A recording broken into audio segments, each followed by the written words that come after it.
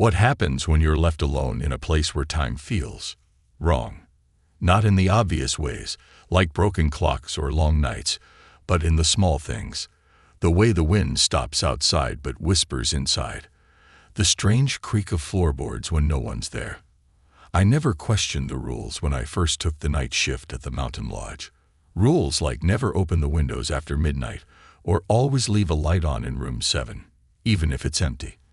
I didn't believe the stories at first, but then the whispers started, and I made the mistake of breaking one of those rules. Elliot stepped out of the cab, his backpack slung over one shoulder. The wind whispered through the tall pines, sending a shiver down his spine. He could see the mountain lodge up ahead, its dark, looming silhouette barely visible against the evening sky. The place looked ancient, old stone walls, narrow windows, and an eerie quietness that hung in the air. It was nothing like the modern hotels he was used to, nothing like the shiny, bustling places that always had people and noise. This was different. This was remote, hidden in the middle of nowhere, with nothing around it for miles except trees and the mountains. Elliot felt a mix of excitement and unease, but he pushed the feeling away. This was his first real job, and he needed the money. A summer job in a remote mountain lodge. Perfect, he thought. He could get some peace and clear his head, far from the distractions of his city life. As he walked toward the main door, a heavy wooden structure with iron bolts and an old-fashioned handle, the darkness seemed to stretch out in every direction. The lodge creaked under his every step, as if it were waking up with him. The heavy door groaned open when he pushed against it, and he was greeted by the faint smell of wood and something else, something hard to place. The inside of the lodge was exactly what he'd imagined, except it felt colder, darker, and older than he had expected. There were antique tables, chairs with faded upholstery, and paintings that looked like they'd been hanging there for decades. The flickering light from a few weak bulbs barely lit the enormous room, casting long, twisting shadows that seemed to move when he wasn't looking directly at them. The walls were lined with dark wood panels that made the place feel even more cramped. It was all too quiet, too still. It made Elliot uncomfortable, but he forced himself to smile. He wasn't here to be scared. Behind the front desk, an older man with a thick beard and an expression that said he hadn't smiled in years was waiting. This, Elliot assumed, was Harold, the night manager. Harold barely looked up when Elliot introduced himself, but nodded silently as if he'd seen thousands of new faces come and go through these very doors. "You'll be working the night shift," Harold said in a low voice, as if it was an afterthought. "The others are inside. You'll need to get used to the rules. Follow them, and you'll be fine." "Rules?" Elliot asked, confused. "What kind of rules?" Harold stared at him for a moment, then handed him a piece of paper. "Just a few things you need to know. Don't ask too many questions, just follow them." Elliot glanced at the paper. The rules were simple, yet strange. Don't leave the building after midnight. Never enter the basement, no matter what. If you hear knocking, do not open the door. If someone asks for help, don't answer. Always lock all windows at sunset. It all seemed harmless enough, even if it felt over the top. "Why are the rules so strict?" Elliot asked. Harold didn't answer right away, his eyes never leaving Elliot's. "The lodge has a history. Best to stick to the rules." His voice was cold, and there was something about it, something off-putting, that made Elliot swallow his next question. Harold's eyes flickered behind Elliot for a split second, like he saw something. Someone that Elliot couldn't. But when he turned around, nothing was there. "Isla will show you where everything is. Just stick to the rules," Harold added, turning away and walking deeper into the lodge without another word. Isla, a middle-aged woman with sharp features and a tired expression, stood near the hallway, her arms crossed as she watched Elliot. Unlike Harold, she didn't seem cold, she seemed worn out, like someone who'd been here too long. "You'll get used to it. she said in a hushed tone as she led him to the staff room. "It's not that bad. Once you know the ropes, just follow the rules. And don't ask too many questions. The place has a way of making you forget things." Elliot was about to ask what she meant, but before he could open his mouth, Isla raised a hand, as if warning him not to say anything. "Trust me, it's better that way." She didn't explain any further, and the silence between them grew thick, filled only by the sound of the wind howling outside the walls. Elliot felt the unease creep back into his chest. That night, after Isla had shown him around and given him his shift schedule, Elliot tried to push the strange feelings aside. The lodge was just old, the rules just silly precautions. But as the hours stretched on, the quiet grew louder. It was the kind of quiet that made you wonder if the walls were breathing or if someone was watching from the shadows. The silence felt so deep, so complete, that even the ticking of the clock seemed louder than it should have been. There were no sounds of guests moving about, no television blaring from another room, just the occasional sound of footsteps echoing in the halls. At one point, Elliot caught a glimpse of something in the hallway, a flash of movement in the corner of his eye. But when he turned to look, there was nothing there, just an empty hallway stretching in both directions, its darkness pressing in. He shook his head. It was nothing. Later that night, as he walked back to the front desk to take over for Harold, Elliot's mind wandered back to the strange things Isla had said. "The lodge has a history," she had told him, her voice low and serious. No one seemed to want to talk about it. Not Harold, not Isla, not anyone. Just a few quick, cryptic words, followed by silence.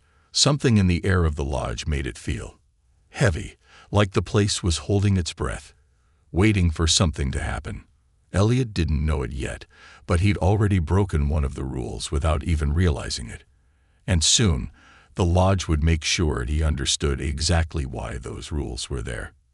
Elliot couldn't shake the feeling that something wasn't quite right in the lodge. It wasn't just the strange, heavy silence, or the way the walls seemed to press in around him. It was the rules. Those odd, unsettling rules that everyone seemed to take so seriously. He'd tried to ignore them at first, telling himself it was all just superstition.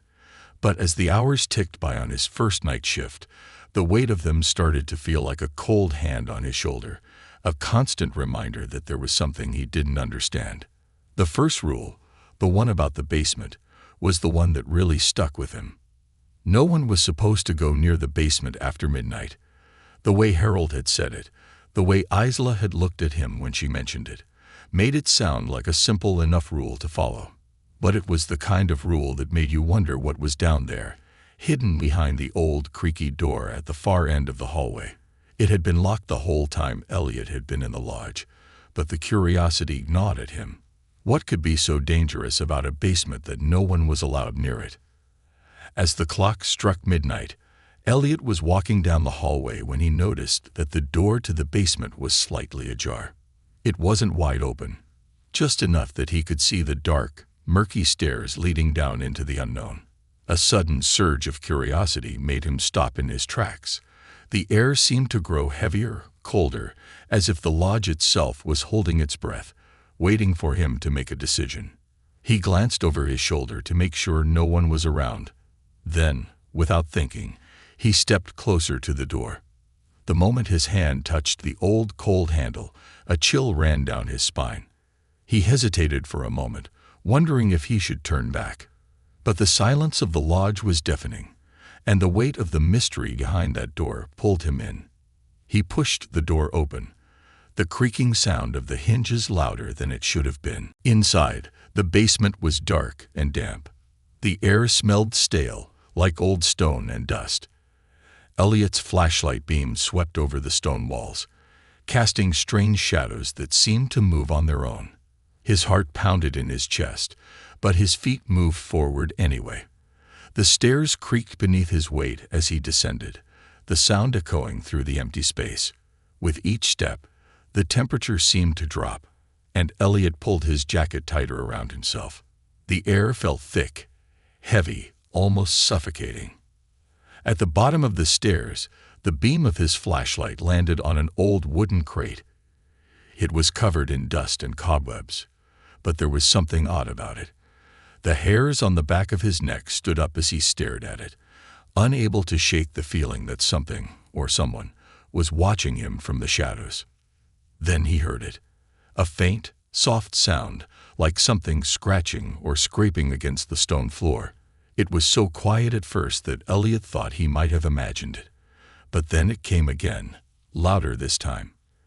The noise seemed to come from somewhere deeper in the basement, but the darkness was so thick that he couldn't see anything beyond the beam of his flashlight. A chill ran through him. He took a step back, his breath catching in his throat. The noise stopped, but the air felt colder now, as though it was pressing in on him from all sides. Something didn't feel right. The unease that had settled in his chest from the moment he'd entered the lodge was back with a vengeance. He was suddenly aware of how alone he was, how far away from everyone else he had wandered. His heartbeat raced as he turned toward the stairs. He didn't want to stay down there anymore. He needed to get out. Fast.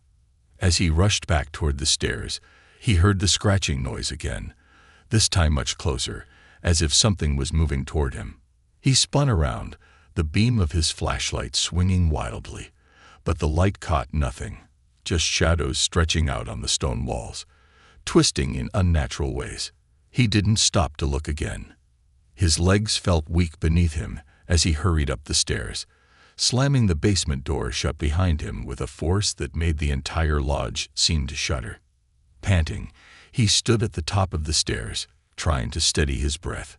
His chest felt tight, and his mind raced. What had he just heard? What was in that basement? His heart was still pounding as he made his way back to the main lodge. But no matter how fast he walked, the feeling of being watched wouldn't go away. He couldn't shake the sense that something was waiting for him. But when he returned to the front desk, everything was as it should be, silent, still, the only sound the occasional gust of wind rattling the windows. But the unease lingered. As he walked back toward the staff room, he ran into Jasper, the new staff member who had been hired just a few days before. Jasper looked different than when Elliot had first seen him. His face was pale, his eyes wide, and there was something about the way he moved that suggested he wasn't entirely comfortable. He tried to act tough, to act like he wasn't scared, but Elliot could see the fear in his eyes. "You all right?" Elliot asked, trying to sound casual, though his voice came out a little shakier than he intended. Jasper didn't answer immediately.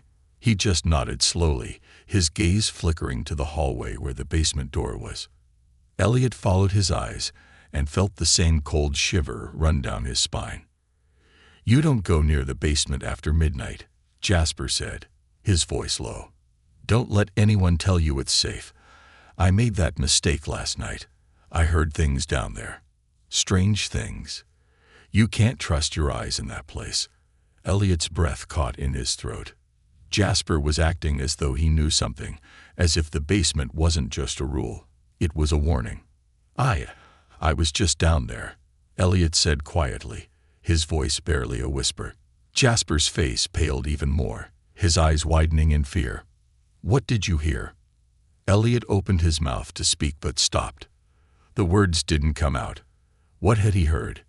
It wasn't just the noise. It was the feeling. The coldness. The presence. "I don't know," he finally said. I don't think I'm going back down there." Jasper didn't say anything more, but his wide, fearful eyes spoke volumes. Both of them were in the same place now, caught between curiosity and fear. The rules they'd been given seemed more like warnings now, and the feeling that something wasn't right in the lodge was growing stronger with every passing minute. Elliot didn't know what he had stumbled onto in the basement, but he knew one thing for sure. Whatever was in the dark corners of the lodge, it was waiting for him, and it wasn't going to let him go that easily. The nights were getting harder to bear. Elliot couldn't shake the feeling that something was wrong, something he couldn't explain. It was as though the lodge had a life of its own, a dark, heavy presence that followed him around. Every creak in the walls, every shadow that seemed to shift just out of the corner of his eye. made him question his sanity. He had heard the strange sounds in the basement, yes, but now the oddness had spread throughout the entire lodge, and it was getting worse. At first, it was subtle. He would walk past a table and notice that a chair had been moved, just slightly, as though someone had been sitting there. But no one had been. There was no one around. Then, one evening, he walked into the kitchen and found the refrigerator door standing wide open. He hadn't left it like that, but it was as though something, or someone, had been rummaging through it. The cold air that rushed out when he shut it sent a shiver down his spine. But it didn't stop there. The voices started. Soft at first, like a whisper on the wind, calling his name in the dead of night. Elliot. It wasn't loud, but it was clear enough that he could never be sure if it was in his head, or if someone, or something, was really speaking to him. It was as though the lodge itself was trying to communicate, but the words were always out of reach, like they were lost in the walls. One night, he woke to the sound of his name again, this time from the hallway. His room was dark, the only light coming from the flickering lamp beside his bed. Elliot sat up, heart pounding, listening carefully. There it was again. His name, whispered in the dark. It was cold, distant, but clear. He felt the hairs on the back of his neck stand on end as the weight of the air in the room grew heavier. He stepped out of bed and moved toward the door, his steps slow and cautious. When he opened it, the hallway was empty, the air thick and still. He strained his ears, trying to catch any sign of movement, but there was nothing. No footsteps, no voices, just the silence of the lodge. But that feeling of being watched lingered, as though something was waiting, just out of sight. He closed the door quickly and locked it behind him, his heart still racing in his chest. Over the next few nights, it only got worse. The temperature in the lodge dropped, and the air grew thick with a sense of unease. Elliot could feel the oppressive presence everywhere. Sometimes, he would be standing in the kitchen, and the lights would flicker, casting long shadows across the walls. Other times, he would be walking through the hallways, and the hairs on his arms would stand up, as though someone was breathing down his neck. But the worst part was the way the objects started moving. It was subtle at first, but he noticed it more and more. A cup left on the counter would be in a different spot the next time he walked past. A book he had placed on a shelf would be on the floor. It wasn't like the place was falling apart. It was as if something was toying with him, moving things when he wasn't looking. The feeling that he wasn't alone, that something was watching his every move, grew stronger each day. One evening, as Elliot walked through the hallway, he turned a corner and came face to face with a mirror on the wall. For a split second, he saw something behind him. It was a shadow, tall and dark, but when he turned around, there was nothing there. His heart skipped a beat, and for a moment, he was frozen. It was the kind of feeling that made him want to run, but something kept him rooted in place. He stared at the reflection, half expecting to see something move in the glass, but it stayed still. The only sound was his own breathing. Elliot had heard the stories from Isla and Harold, how the lodge had a dark history, how the rules were meant to keep something locked away. But now, in the grip of his own growing fear, he began to believe them. Whatever was haunting this place wasn't just a ghost or a passing fancy. It was something darker, something far more dangerous. And it seemed to know he was there. It wasn't long before his interactions with the other staff members began to change. Harold, the night manager, had always been distant, but now he seemed more so. He barely spoke to Elliot anymore, his eyes shadowed with something that felt like fear. Isla, the veteran staff member, had always been quiet, but now there was an edge to her silence. She would glance at him when she thought he wasn't looking, and he could see the worry in her eyes. She was afraid too, though she would never admit it. Then there was Jasper, the new guy who had been trying so hard to act tough. But now, Elliot could see the cracks in his facade. Jasper was avoiding the basement, avoiding the hallways, avoiding everything that might bring him face to face with whatever was lurking in the shadows. It wasn't long before he started to look over his shoulder constantly, his eyes darting nervously whenever Elliot was around. He was scared too, and maybe even more so than Elliot. Ava, the tech expert, was the one person who didn't seem fazed by any of it. She brushed off Elliot's concerns with a smile and a quick explanation. "It's just your mind playing tricks on you. You're probably tired from the long shifts." But Elliot could see something else in her eyes, something that made him think she knew more than she was letting on. When he asked her about the history of the lodge, she gave him a quick, almost dismissive answer. "It's just an old building. Nothing special about it." But Elliot could tell by the way she avoided his gaze that she wasn't being honest. That's when he started to feel the weight of it.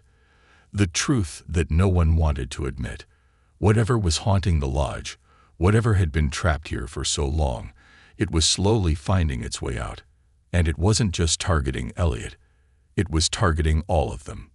The more Elliot thought about it, the more he realized that this wasn't just some harmless ghost. This was something darker, something that had been hiding in the lodge for years, maybe even longer. He didn't know what it wanted or why it was so intent on messing with him. But one thing was clear. It wasn't going to let him leave easily. The voices calling his name became louder, and the strange noises at night grew harder to ignore. Whatever was in the lodge was starting to make itself known, and Elliot couldn't escape it. Something was waiting for him in the darkness, and he was starting to realize that it wasn't just in his mind. One evening, after another unsettling night, Isla found Elliot alone in the break room. The lights above flickered as they usually did, casting strange shadows across the old furniture. She looked around quickly, her eyes darting to the door, as if she was afraid someone might be listening. Her voice was low, barely above a whisper, when she finally spoke. "You're starting to notice, aren't you?" Isla's words hung in the air like a warning. Elliot didn't understand at first. The weight of her tone made him uneasy, but he nodded, unsure of what she meant. She moved closer, glancing around again, as if she didn't want anyone to overhear. The silence in the room felt thick, like something was watching them from the shadows. "The rules," she said, "they're not just there to keep us safe. They're there to keep something locked away. If you break them, it's not just about getting in trouble. You don't get to just walk away." Her eyes, usually so calm, were filled with fear now. "People have gone missing, Elliot. Some just vanish, like they were never here at all. Others, well, they don't come back the same. Some go mad."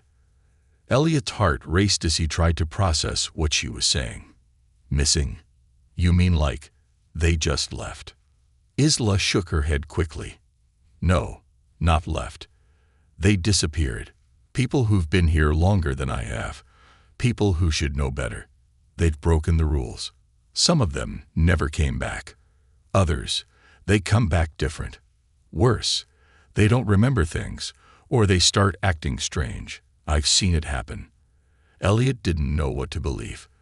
Part of him wanted to laugh it off. It sounded so ridiculous. But the way Isla was trembling, her hands clenching into fists, made him think twice. She wasn't joking. She continued in a rushed voice, almost pleading. "The lodge has a history, a dark one. I don't know everything, but I know enough to keep my head down. Some things are better left undisturbed." Her voice trailed off, as though even speaking about it made her more afraid. Elliot stood there, his mind racing. He remembered the strange noises in the lodge, the voices calling his name, the cold spots in the halls. Was this what she was talking about? He opened his mouth to ask more questions, but Isla quickly held up a hand to stop him. "Don't ask questions, Elliot. Trust me, you don't want to know the answers. Just follow the rules, all right? Do your shift, stay out of the basement, and never go into the West Wing after midnight, no matter what you hear. Do you hear me?" Elliot nodded, though he wasn't sure if he really understood. Isla seemed to be on the edge of a breakdown, but before he could say anything more, she turned quickly and walked away, leaving him alone in the quiet room. As he stood there, The weight of her words hung heavily in the air. The lodge has a history. He couldn't stop thinking about it. What history? What could be so terrible that everyone who worked here had to follow these strange rules? And why was Isla so scared? Her warnings felt real, but they also felt impossible. He sat down, running his hands through his hair. The more he thought about it, the more it all started to seem connected. Maybe the noises weren't just his imagination. Maybe the cold spots in the lodge weren't just drafts. What if Isla was right? What if there was something in this place that he was meant to stay away from? Just then, the door to the break room opened, and in walked Damien. He was an older man, with dark circles under his eyes, but he always seemed calm, even when things got strange. He was one of the few staff members who didn't seem bothered by the weirdness of the lodge. He had been working here for years, and when he looked at Elliot, there was no fear in his eyes, only quiet acceptance. "You all right?" Damien asked, his voice deep and steady. Elliot opened his mouth to ask him about Isla's warnings, but the words stuck in his throat. He didn't know how to bring it up without sounding insane. Instead, he just nodded, trying to hide his nervousness. Damien raised an eyebrow, but didn't push it. Instead, he leaned against the counter, watching Elliot with a sort of detached interest. "You'll get used to it," he said simply. "The rules. The strange things that happen. Everyone does, eventually. It's just the way it is." Elliot frowned. "What do you mean, the way it is?" Damien sighed, rubbing the back of his neck. "Look, I know this place isn't normal, but you have to understand something. Once you break the rules, it's like they own you. You can't escape. No one ever does. So don't make the same mistake a lot of people have made. Just do your job and leave. That's all." Elliot's stomach twisted. He had heard that tone before, the way someone talks when they've given up on trying to escape. Damien didn't look scared, but there was something in his eyes, something that told Elliot that he had accepted this place for what it was, even if he didn't understand it. "I'm not sure I understand," Elliot said slowly. Damien looked at him with a knowing gaze. "You will, if you're still here long enough." The conversation ended abruptly when Damien stood up and left, his heavy footsteps echoing in the hallway outside. Elliot sat there, feeling colder than before. He couldn't shake the feeling that something was very wrong. Isla's warning echoed in his mind. Don't ask questions. Follow the rules. Stay away from the West Wing after midnight. But he had already broken one rule. And now, with Damien's cryptic words in his mind, Elliot knew that there was no going back. Whatever was waiting for him in the lodge's dark corners, he was already in too deep, and he wasn't sure if he could leave. Not now, not after everything he had already seen. The chill in the room seemed to grow, pressing in on him. The strange noises, the whispers, the objects moving on their own. It all felt like a storm was brewing, and he was stuck right in the middle of it. Something terrible was coming, something that had been waiting for years, and no one seemed able, or willing, to stop it. The disappearance of Adeline happened quietly, almost unnoticed at first. She had been a guest at the lodge for only a few days, but she had made an impression on the staff. Adeline was quiet, reserved, and mostly kept to herself. But over the last few nights, she had begun to talk about strange dreams, dreams that didn't feel like dreams at all. She spoke of hearing whispers in the walls, of seeing shadowy figures standing at the foot of her bed, and of a voice calling her name from the dark corners of her room. At first, the staff had dismissed it as just an overactive imagination, maybe caused by the isolation of the lodge. But then, one morning, Adeline was gone. Her disappearance seemed impossible. Her room on the top floor had been left just the way she'd left it. Bed neatly made, no signs of a struggle, and her personal belongings still there. Not a single item was missing. The door to her room had been locked from the inside. There was no indication that she'd left, no signs of a forced entry, no trace of her anywhere in the building. It was as though she had simply vanished into thin air. Elliot was the first to notice the strange emptiness that hung in the air once Adeline's disappearance became known. The staff didn't speak much about it, but he could feel the change. The usual quiet hum of the lodge was now filled with a sense of dread. People looked over their shoulders more often, whispered in low voices when they thought no one was listening, and the usual silence of the hallways felt heavier, as though the lodge itself was holding its breath. It was like something had shifted in the air, something he couldn't explain, but he felt it deep in his chest.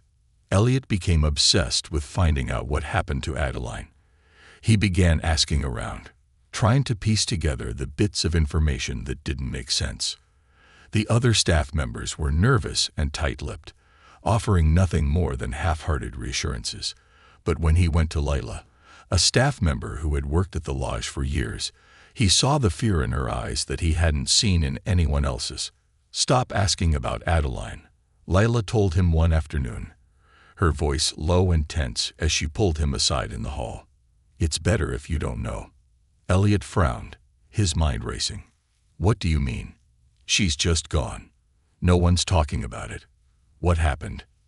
Layla glanced around, as if to make sure no one was listening. Then, with a deep sigh, she leaned closer, her face pale. "This place. It's not like other places. You don't question the lodge, Elliot. You don't ask about things that happen here. Just let it go. People who start digging into the past, they don't come back the same." Her words sent a chill through Elliot, but he wasn't ready to let go. There had to be an answer. Why had Adeline disappeared? What was happening in this place? The more Layla warned him to stop, the more determined he became. Something wasn't right, and he couldn't ignore it. He started talking to the other staff members, piecing together fragments of stories they had tried to keep hidden. Everyone knew that the lodge had a dark side, but no one spoke of it openly. The more Elliot dug, the more the pieces began to fit together in ways that made him nervous. One night, after everyone had gone to bed, Elliot decided to investigate Adeline's room. He had to know what had happened. He moved quietly through the hallways, trying not to wake anyone. The air felt thick with an unnatural stillness, and the shadows seemed deeper than usual. As he reached the top floor, the feeling of being watched washed over him. But he pushed it aside. He was determined to find something, anything, that could explain what had happened. The door to Adeline's room was still locked from the inside, just as it had been the morning she was found missing. Elliot's heart pounded in his chest as he slipped the key into the lock and turned it. The door creaked open slowly, and a cold draft brushed past him, sending a shiver down his spine. Inside, everything was just as it had been the day she vanished. The bed was made, the curtains were drawn, and there was a faint smell of lavender in the air. Adeline's scent. But as he stepped further into the room, something felt off. The atmosphere was thick, almost suffocating. The silence in the room was so complete, it felt like it was pressing in on him. Elliot looked around, his eyes scanning every corner of the room. It was then that he noticed it. A small old-fashioned mirror on the wall, next to the bed. The glass was cracked, but there was something strange about the reflection. As he stared at it, he felt something move behind him, just out of sight. He spun around, but there was nothing there. The room was empty. His breath caught in his throat as he turned back to the mirror. For a split second, he thought he saw a figure standing behind him. Faint, almost transparent, but undeniably there. Then, in an instant, it was gone. Elliot backed away, his pulse racing. The feeling of being watched intensified, and he felt the temperature in the room drop. He couldn't stay here any longer. He slammed the door shut behind him, his hands shaking. What had he just seen? Was it just his imagination, or had something in that room, something in the lodge, just watched him? He didn't know what to think. Adeline's disappearance was no longer just a mystery. It was something much darker, something that felt alive. The shadows of the lodge seemed to be closing in on him, and the more he uncovered, the less he wanted to know.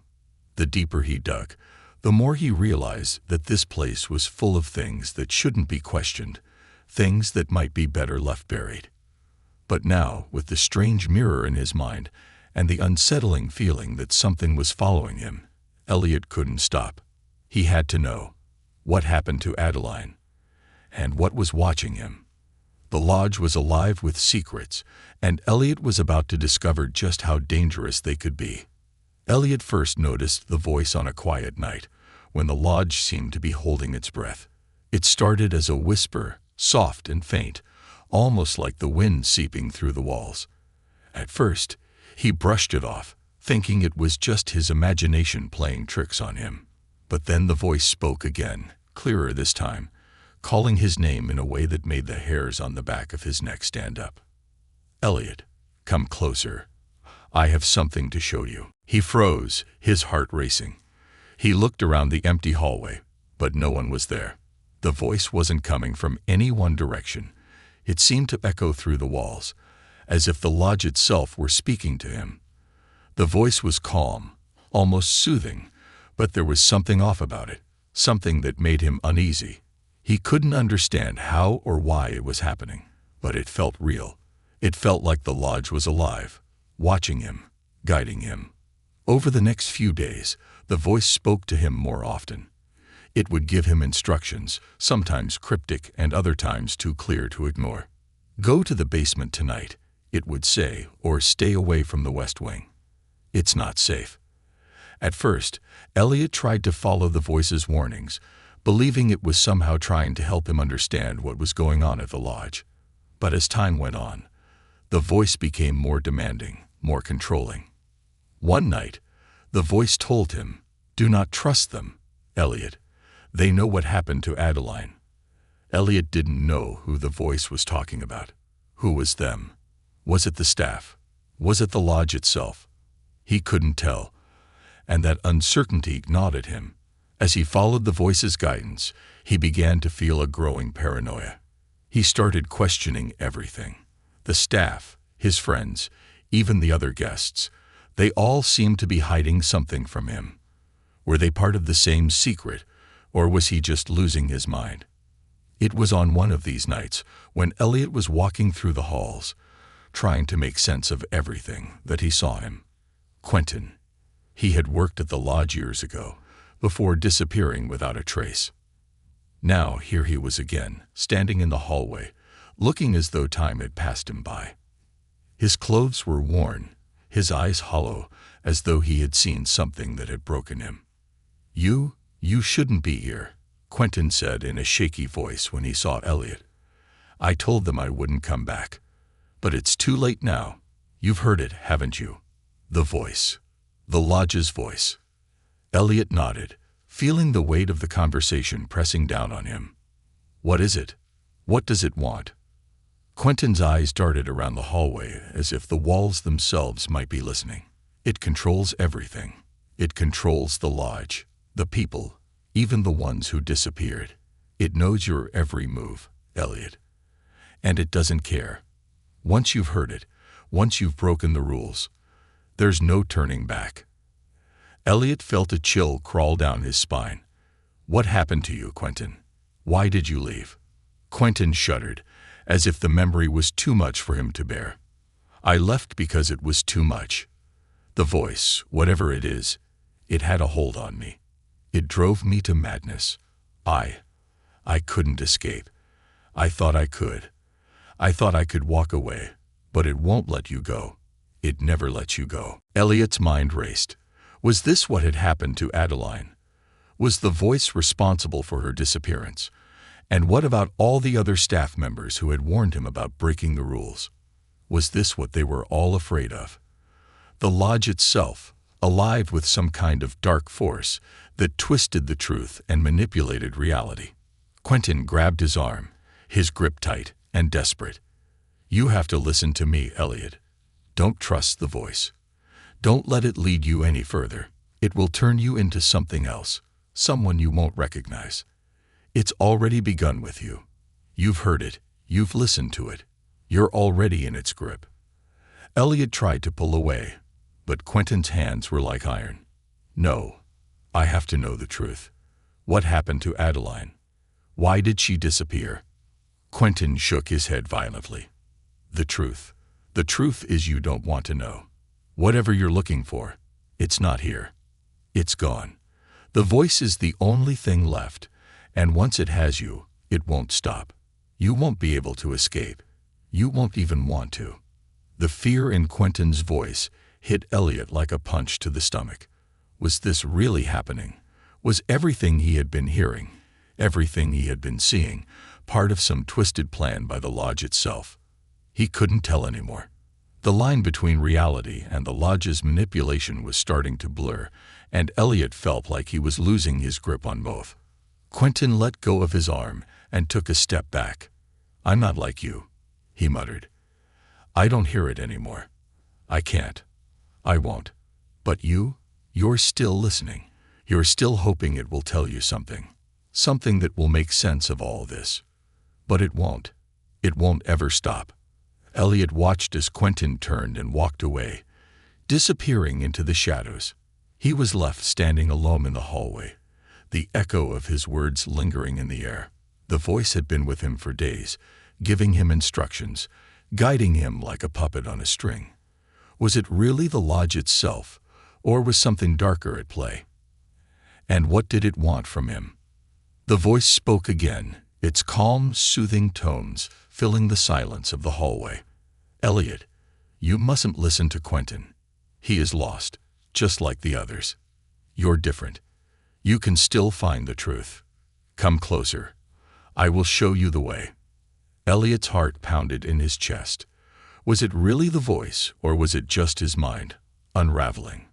He didn't know anymore, but he had to find out. He had to know what was happening at the lodge. And so, against all reason, against everything he had been warned about, Elliot listened to the voice. He followed its cryptic guidance, hoping it would lead him to the truth. But deep down, he knew he was already too far gone. The first time Elliot saw the haunting figures, it was in the dead of night. He had been walking down one of the long, narrow hallways, the kind that seemed to stretch on forever, when he saw something move in the corner of his eye. At first, he thought it was just the shadows playing tricks on him, but when he looked closer, his heart stopped. There, at the end of the hallway, was a figure, a man, dressed in a faded uniform, walking slowly, his face blank and expressionless. But as Elliot stared, the man turned, and Elliot saw that his eyes were empty, like two black holes, staring straight through him. Elliot froze, unsure whether to move forward or turn back. The figure didn't acknowledge him. It simply kept walking, one step at a time, back and forth in a loop, as if trapped in a moment from the past. His movements were slow, deliberate, as though he was reliving the final seconds of his life over and over again. Elliot's stomach twisted into knots. He wanted to call out, to ask if the man was okay, but his voice seemed to get caught in his throat. The figure just kept walking, its footfalls eerily echoing in the silence of the hall. It wasn't until the figure vanished into the wall that Elliot dared to move again. He took a deep breath, trying to shake the feeling of dread that clung to him. But as he turned to leave, he noticed something else, another figure, further down the hallway. It was a woman, her face pale and gaunt, her hands outstretched as though reaching for something she couldn't touch. She moved in the same slow, mechanical way, the same haunting loop, as though stuck in time. She passed through a door without opening it, disappearing into the dark room beyond. Elliot's heart raced. He felt as if the walls themselves were closing in on him. These weren't just people. They weren't guests or staff members. They were something else, something trapped, something that would never leave. The next night, he saw more of them. He couldn't sleep, the weight of what he had seen lingering in his mind. When he ventured down another hallway, he saw a young man, his clothes torn and dirty, his eyes wide with terror. He stood by a window, staring out into the darkness, as if waiting for something, or someone, to return. His fingers scraped against the glass, making a sound that made Elliot's skin crawl. The man's mouth moved, but no sound came out. He was screaming silently, as if his very being was trapped in that one moment, unable to escape. As Elliot turned to leave, he caught a glimpse of another figure, a child this time. The little boy was sitting on the floor, rocking back and forth, his face twisted in sadness. His eyes were wide, full of fear, as if he had seen something that he couldn't forget. The child looked up at Elliot, and for a moment, their eyes met. The boy's gaze seemed to pierce through him, cold and hollow, as if he were looking into Elliot's soul. Then, as if aware of being seen, the boy slowly turned away, vanishing into the shadows. Each encounter left Elliot feeling weaker, more drained. The figures weren't just haunting him, they were pulling at him, as if trying to draw him into their endless loops. He could feel their sorrow, their pain, and it felt like it was suffocating him. They didn't speak, but their presence was loud and overwhelming, like a heavy fog that crept into his lungs and stayed there. Isla was the first to notice the change in him. One evening, after another restless night, she pulled Elliot aside in the staff room, her eyes dark with concern. "You've seen them, haven't you?" she asked quietly. Elliot hesitated. He didn't want to admit how scared he was, but the truth had been growing inside him, getting harder to ignore. "The figures," he whispered. "I saw them last night." Isla's face paled, and she took a deep breath. "I knew you would. It happens to all of us eventually. It's the lodge. It's always been this way. They're the lost souls, trapped here, doomed to repeat the worst moments of their lives." Elliot shuddered. "But why? Why can't they leave?" Isla looked away, her voice trembling. "Because of the rules. The ones no one talks about. Once you break them, you're part of the lodge. And once you're part of it, there's no going back." Elliot felt a chill run through him. He had broken the rule. And now, it seemed, there was no way to escape the consequences. Ava had been listening from across the room, her arms folded, a skeptical look on her face.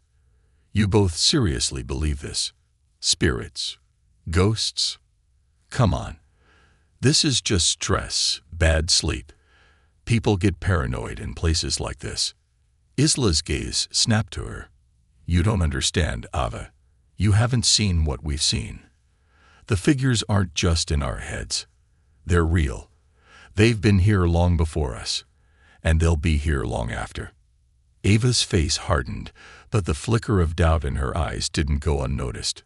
She had always been the skeptic, the one who refused to acknowledge the strange occurrences at the lodge. But now, even she couldn't deny the strange things happening around them. The way the lights flickered at odd times, the strange noises in the walls, the feeling of being watched when no one was around. The next night, Elliot couldn't sleep again. He had spent hours trying to ignore the sounds of whispers and footsteps outside his door, but the noise grew louder and more frantic as the night wore on. He got up, his mind racing. He had to find out more about the figures, about what was really happening at the lodge. As he stepped into the hallway, he felt it again, the cold, suffocating presence of the spirits. The figures were closer now, their faces twisted in eternal agony. He could hear their murmurs, low and pleading, as they moved past him, fading into the darkness. But this time, they didn't vanish. This time, they reached out to him. Elliot felt a cold hand brush his arm, and he spun around, but no one was there. His breath caught in his throat. The figures were following him, surrounding him. They were trapped in their endless loop, but they were no longer passive. They were active now, reaching for him, pulling him deeper into their world. He felt his heart pounding in his chest as he ran down the hallway, desperate to escape the grip of the spirits. But they followed, moving with unnatural speed, closing in on him. The whispers grew louder, more frantic, and the figures seemed to beckon him, their eyes wide and empty, as if inviting him into their never-ending nightmare. In that moment, Elliot understood the truth. He wasn't just witnessing their suffering. He was becoming part of it. The longer Elliot stayed in the lodge, the more the rules began to feel real. At first, He had thought they were just strange warnings, things that didn't really matter. But soon, every rule he broke came with a price. It started small. A door he had opened in the middle of the night that had been locked for years. The next morning, he found that the room behind it was empty, but the walls were covered in strange symbols he couldn't understand. The air in that room felt thick, as if it were holding its breath, waiting for something. When he stepped out, the door slammed behind him, and he couldn't open it again. He couldn't even remember how he had opened it in the first place. But it wasn't just the doors. The lodge itself seemed to be changing around him. Rooms he didn't remember ever seeing appeared when he walked through the hallways. One door opened to a hallway that led nowhere, just an empty void of blackness that swallowed up the light. Another door led to a room filled with mirrors, but when Elliot looked into them, he didn't see his reflection. Instead, there was an old man staring back at him, his eyes hollow and staring with a kind of hopelessness that made Elliot feel like he was looking at someone who had given up on everything. Then there were the windows, the ones he had once looked out of during the day to see the mountains, the sky, and the trees. Now, no matter what window he looked out of, all he could see was endless, black nothingness. The lodge had become a place without time, without space. It felt like it was closing in on him. And with each mistake, with each rule he broke, the walls seemed to get tighter. One morning, the staff room was eerily quiet. It was strange because Isla, Layla, and Ava always had something to say, always laughed or talked in whispers. But today the room was still. It felt wrong. It was then that Elliot noticed something new. The pictures on the wall were gone. Where they had once shown smiling faces of past staff and guests, now only empty frames hung in their place, as if they had been erased. A cold shiver ran down Elliot's spine. It was as though the lodge was erasing everything that didn't belong to it. That's when he noticed something else. People were missing. Layla hadn't shown up for her shift, and no one seemed to know where she was. The others had no answers. It was as if they were all pretending nothing was wrong. Even Isla, who had always been open with him, seemed distant. Ava, too, had become quieter, more withdrawn. He could feel the walls of the lodge pressing in on him, suffocating him with its silence. Elliot began to feel paranoid, like he was being watched at every moment. One night, as he walked through the dark hallways, he noticed this strange feeling again. The sensation that someone was following him, breathing down his neck. But when he turned, no one was there. He found himself hesitating at every corner, looking over his shoulder, as though the lodge itself was waiting for him to make a mistake. The more he tried to keep things normal, the worse things got. Every time he thought he had figured something out, something new would happen. One evening, he entered a room he had never seen before. A small, dusty study filled with old books. There on the desk was a notebook, its pages yellowed with age. He couldn't help himself. He opened it, but as soon as he did, the room grew colder, and a voice whispered from the shadows, "You should never have opened that." Elliot's heart pounded as he slammed the notebook shut. The room seemed to hold its breath. He couldn't ignore the signs any longer. Each time he broke a rule, the lodge reacted. People disappeared. Rooms changed. The darkness grew. He tried to leave, to tell someone, but the lodge wouldn't let him. He couldn't find the exit anymore. The hallways twisted back on themselves, like they were purposely guiding him deeper into the heart of the building. That night, things took a darker turn. He had broken another rule. He had gone outside after midnight. It was a silly thing. Something he had done without thinking. He had just wanted to get some fresh air, to clear his head. But when he came back inside, something was different. The air felt thick, as though the lodge was holding its breath. The shadows seemed to stretch and shift as he walked through the hallways. They were alive, moving, and watching him. It didn't take long for Elliot to realize that the lodge was punishing him for every rule he broke. It was becoming harder to breathe, harder to think. The walls were closing in, and the strange figures, Those lost souls who wandered the halls seemed to grow more active. They weren't just walking around now.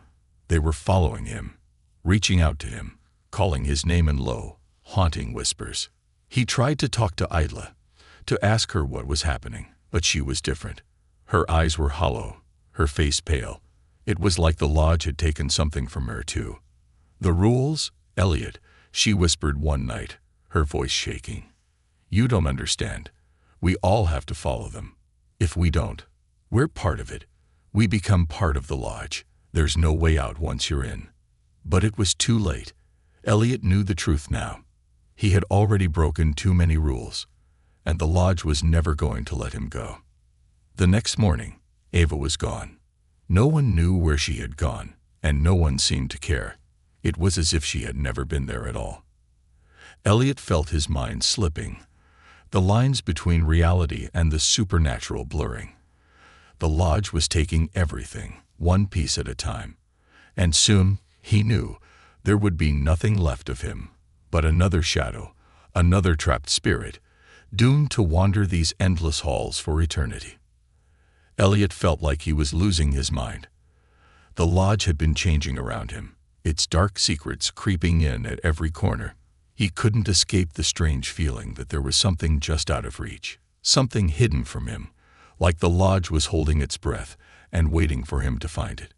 It wasn't until one night, after breaking another rule, that he stumbled upon something he hadn't seen before. He had gone down a hallway he hadn't noticed earlier, one that seemed to stretch further than it should. He couldn't explain why, but something pulled him toward it. As he walked down the hallway, he could feel the air grow colder, heavier. It was like stepping into a place that wasn't meant to be found. At the end of the hallway, Elliot found a door. The wood was old and cracked, and the handle was cold to the touch. He hesitated for a moment, wondering if he should turn back, but he didn't.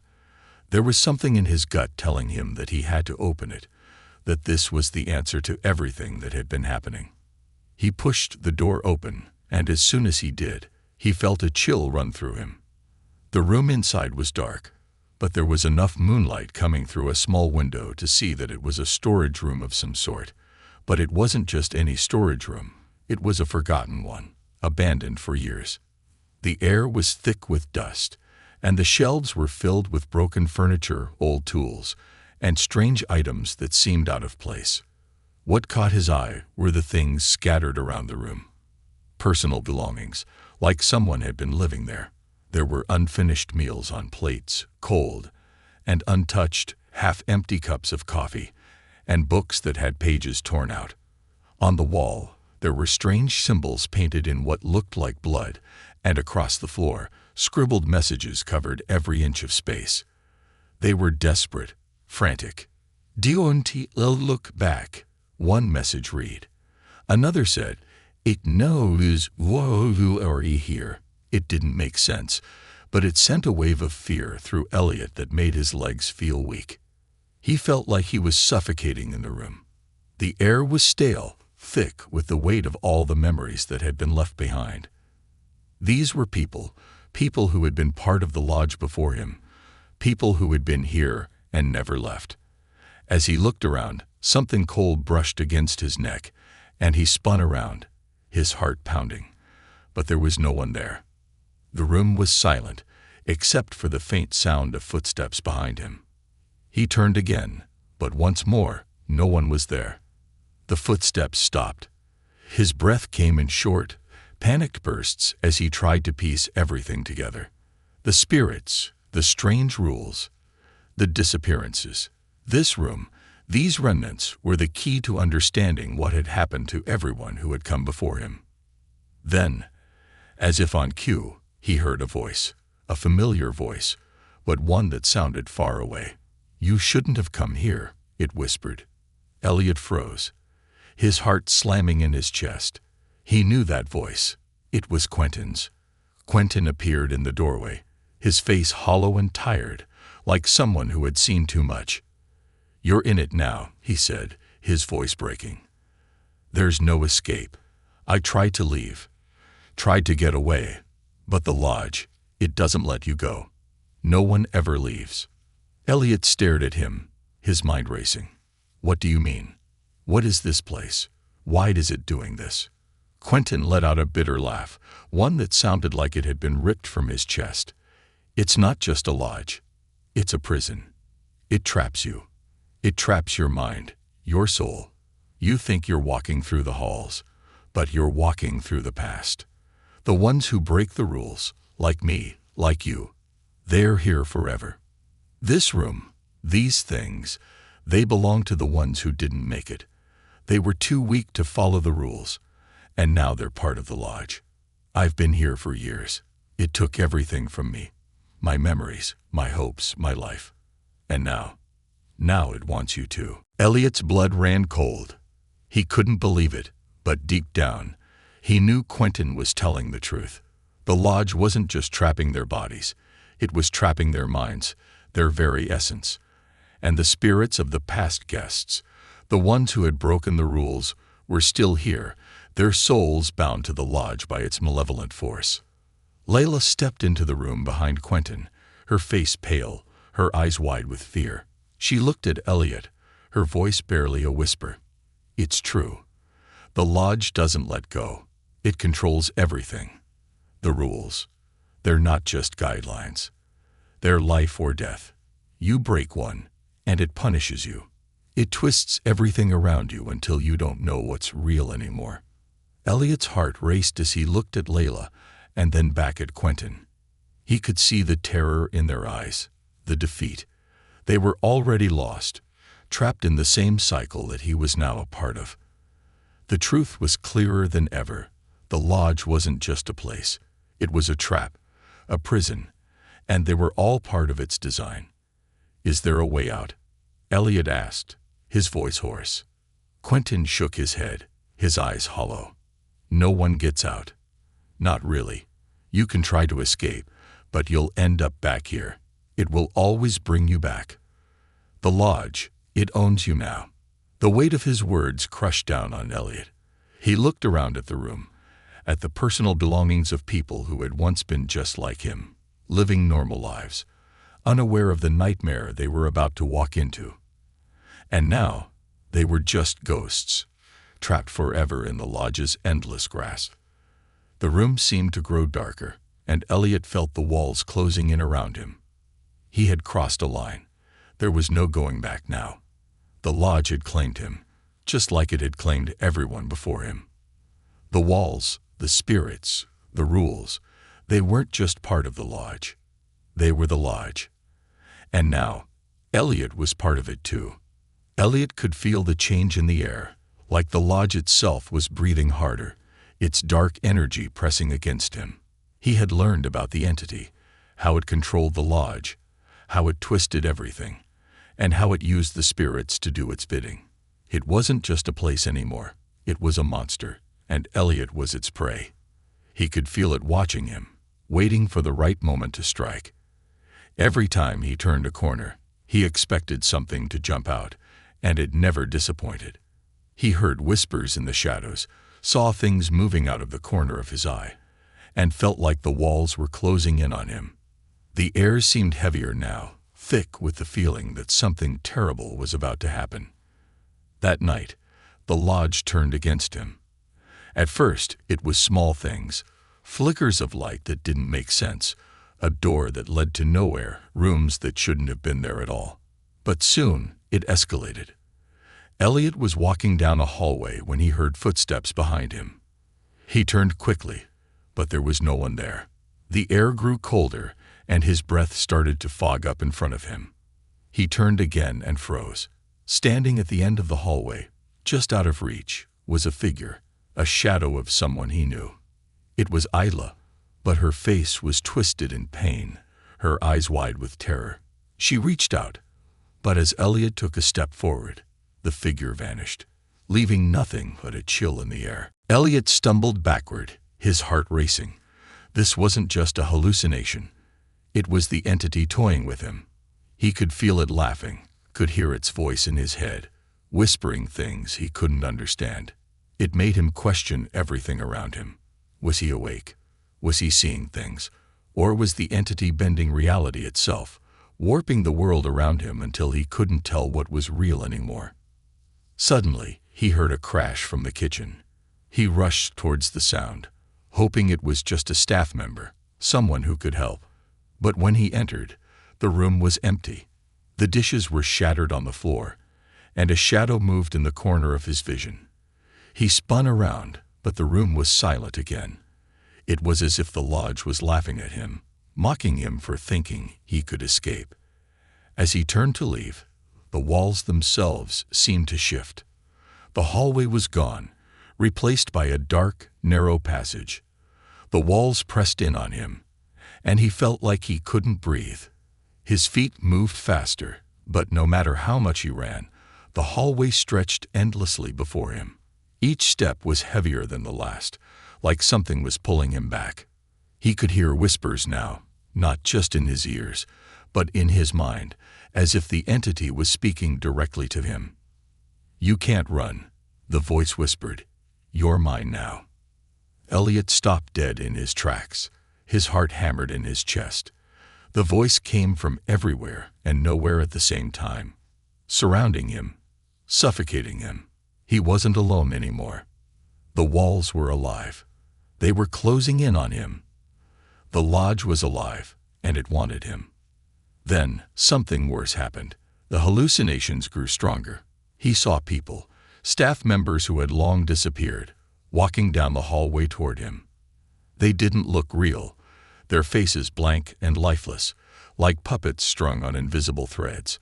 As they drew closer, their faces twisted into grotesque masks, their mouths gaping open in silent screams. Elliot froze. He tried to speak, to move, but his body wouldn't obey. The spirits circled him, their cold hands reaching out to touch him, to pull him into their endless torment. In the chaos, Elliot heard a voice, a real voice this time. It was Eva. She rushed toward him, her eyes wide with fear. "Elliot, we need to get out of here now," she screamed. But before she could reach him, one of the spirits lunged forward and grabbed her arm. She screamed in terror, but the figure didn't let go. Elliot tried to move, to help her, but his body wouldn't respond. He felt like he was trapped in his own skin, his legs frozen to the floor. Ava's eyes locked with his, filled with panic. "It's too late," she whispered. "You can't escape it. None of us can." And just like that, she was pulled into the darkness, vanishing without a trace. Elliot was left standing there, his heart racing, his mind a blur of fear and confusion. Was this really happening? Was this real? Or had the entity finally broken him, dragged him into its nightmare for good? Then he heard something new. An old, familiar voice. Quentin appeared from the shadows, his face more broken than before. "It's not too late to give in," he said, his voice cold and empty. "The entity can save you from all this. It can end the pain. Just stop resisting." Elliot shook his head, desperate. "No, I'm not like you. I won't give in." Quentin's lips curled into a twisted smile. "You don't have a choice." Before Elliot could react, the floor beneath him cracked open, swallowing him into darkness. He fell, spiraling into a void of nothingness, his screams lost in the oppressive silence. Elliot woke up on the cold floor of the lodge, gasping for breath. It had been a dream, or so he thought. But when he looked around, everything was different. The walls had closed in. The lodge had changed, its features twisted, like it was mocking him. He had broken the rules, and now there was no turning back. The entity was real, and it was coming for him. The lodge seemed to breathe around him, alive with its hunger. Elliot felt its presence everywhere, inside the walls, in the air, in the shadows. It was watching him, always watching, waiting for him to slip up. He had no idea what was real anymore, or how much longer he could survive this nightmare. But one thing was certain. The entity wasn't done with him yet. Elliot felt like he was losing his grip on reality. Everything around him was twisted, distorted. The lodge, once just a place of work, now felt like a living, breathing nightmare. He could hear the whispers of the spirits, see the shadows move when there was no one there, and feel the weight of the entity pressing down on him, always watching, always waiting for him to make a mistake. Every day, he thought he might break. The fear was choking him, the darkness was closing in, and he wasn't sure how much longer he could hold on. But just when he thought he couldn't take any more, that's when he heard it, the final rule. It came to him in the middle of the night, when the lodge was silent except for the soft creaks of the floorboards. He had been pacing the hallways, trying to find some way out, some way to escape the grip of the entity. And then, in the dead of night, he saw it, a single glowing word scratched into the wall of the main corridor. Survive. It was the only word, but it sent a cold shiver down his spine. He reached out to touch it, and as his fingers brushed against the rough surface, a voice filled his mind. Follow the final rule, and you will live. Break it, and everyone dies. The voice was cold, like ice. There was no room for debate, no room for bargaining. Elliot felt the weight of the words, and with it came an overwhelming sense of dread. What was the final rule? What did it mean? He had followed the other rules, but this one, it felt different. He wasn't sure he could handle the truth. As the days passed, the pressure grew unbearable. Elliot could feel the entity's presence closing in on him, tightening like a vice. Every turn, every door, every shadow seemed to be part of its plan. The spirits, those haunting figures, had become more aggressive. They followed him, whispered in his ear, their cold fingers grazing his skin. He saw the faces of people who had been lost, their eyes wide with terror, trapped forever in their final moments. But even they didn't seem as scary as the rule he was about to face. It wasn't until Quentin, the broken man who had warned Elliot before, appeared again that he truly understood. Quentin looked worse now, his skin more pale, his eyes hollow. He grabbed Elliot by the shoulders, his grip tight and desperate. "Listen to me," Quentin said, his voice hoarse. "The final rule. It's the key. It's the only way to end this nightmare. But it's not something you can come back from. If you follow it, you'll live, but you'll never be the same. And if you break it, all of us, every single person trapped here, will die. Do you understand?" Elliot's mind raced.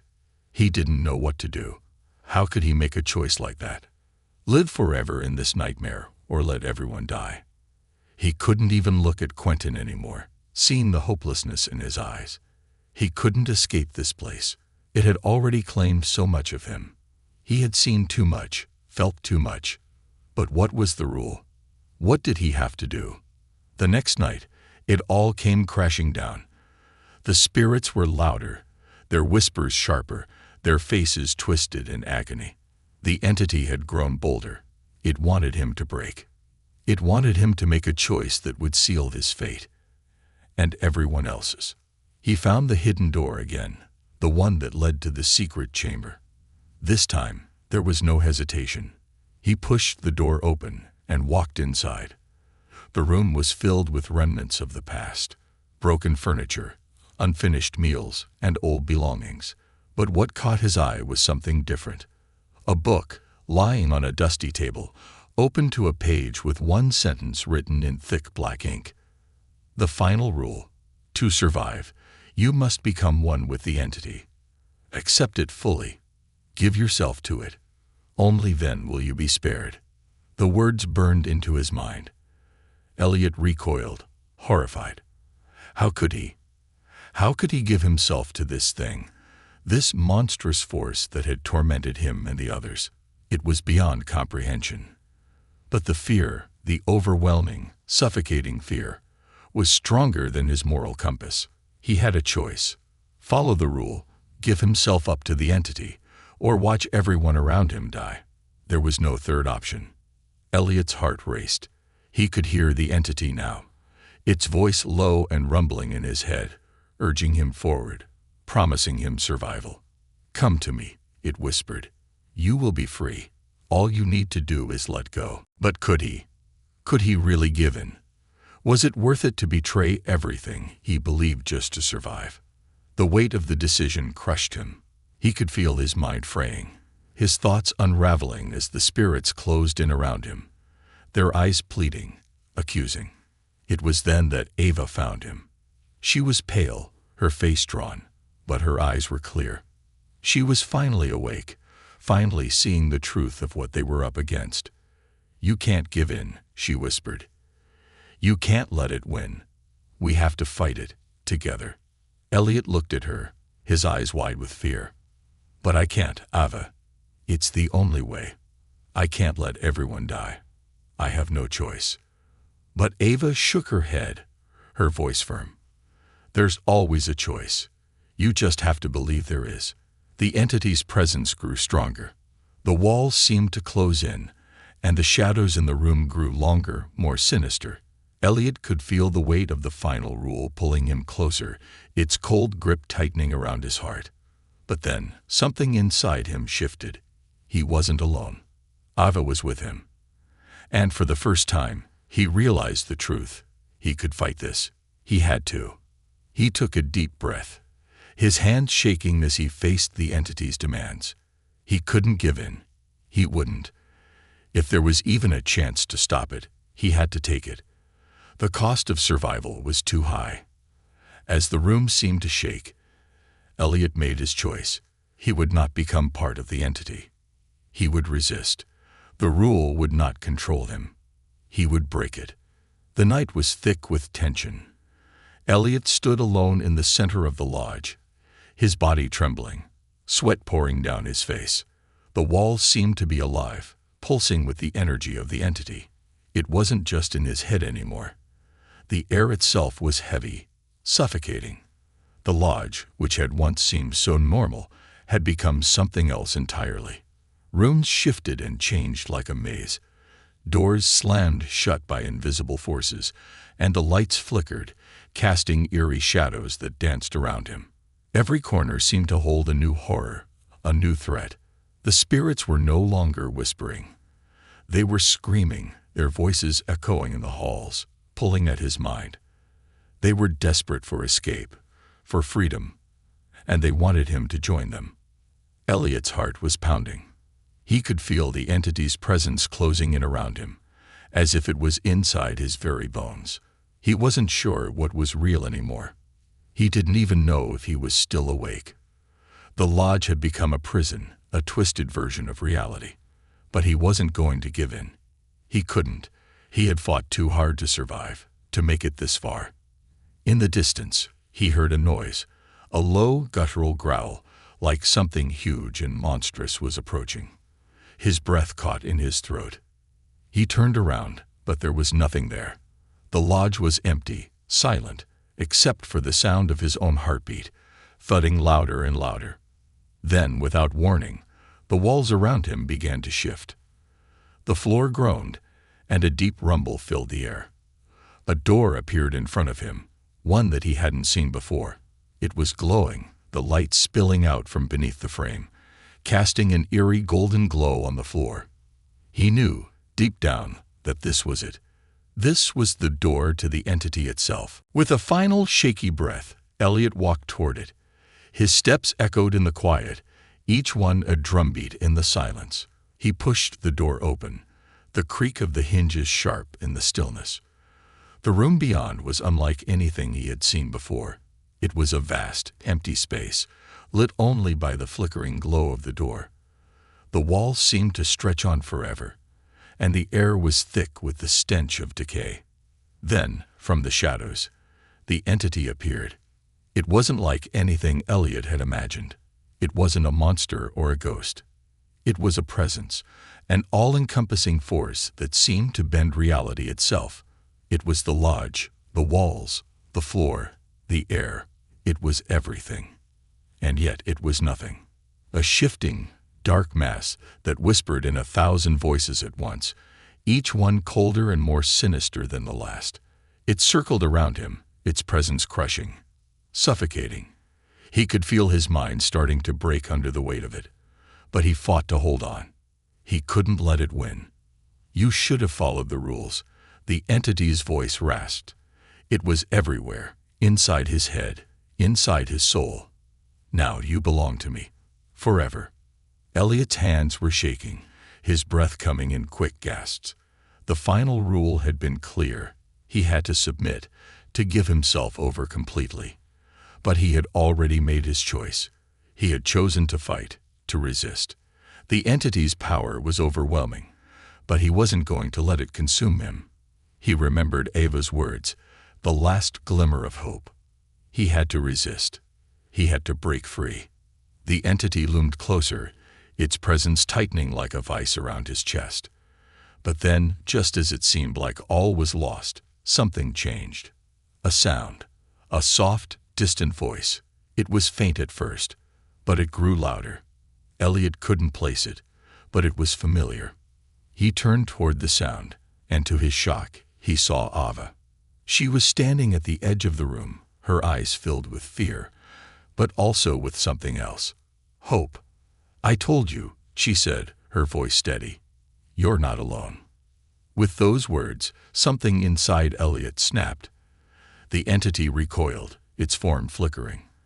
The darkness that had surrounded him seemed to waver, to break. He took a deep breath, pushing everything else out of his mind. He couldn't let it win. Not now. Not after everything he had fought for. In that moment, the lodge seemed to scream. The walls trembled, the lights flickered, and the entity's form began to shudder. It howled in rage, a sound so deafening that it made Elliot's ears ring. But he didn't flinch. He stood tall, his fists clenched. He had chosen to survive. And in that choice, he found strength. The entity lunged at him, its tendrils reaching out, but Elliot stepped forward, not away. He raised his hand, and the world seemed to bend around him. The darkness shrank back, the air lightened, and for a brief moment, the lodge fell silent. Then, with one final desperate scream, the entity disappeared. The room went still. The oppressive air lifted. Elliot fell to his knees, gasping for breath, his body exhausted but alive. He looked around, but the lodge seemed different now, calmer, almost peaceful. The spirits that had tormented him were gone, their voices silent. But as the silence settled over the room, Elliot felt a cold chill sweep through him. Something wasn't right. The door, the one that had led him to the entity, was gone. In its place was a wall, solid, unyielding. For a moment, he thought he had escaped. But then he heard it, a whisper, soft, like a breath on the back of his neck. "You can never escape." Elliot's heart skipped a beat. The voice wasn't his own, and it wasn't Ava's. It was the lodge itself, the entity. It had been defeated, but not destroyed. The cycle wasn't over. It had only begun again. The walls of the lodge seemed to close in once more. The whispers, the voices, they returned. Elliot stood up, his legs shaky, and turned toward the door, only to find it sealed shut. He was trapped. Again. Had he really escaped? Or was he just another soul, doomed to wander the halls forever? Another lost spirit bound to the entity's will. The lodge's voice echoed in his ears, growing louder, more insistent. "You belong to me. Forever." Elliot's eyes darted around the room, but there was no way out. No escape, just the cold, empty silence that surrounded him. And somewhere, deep inside, he knew he would never be free.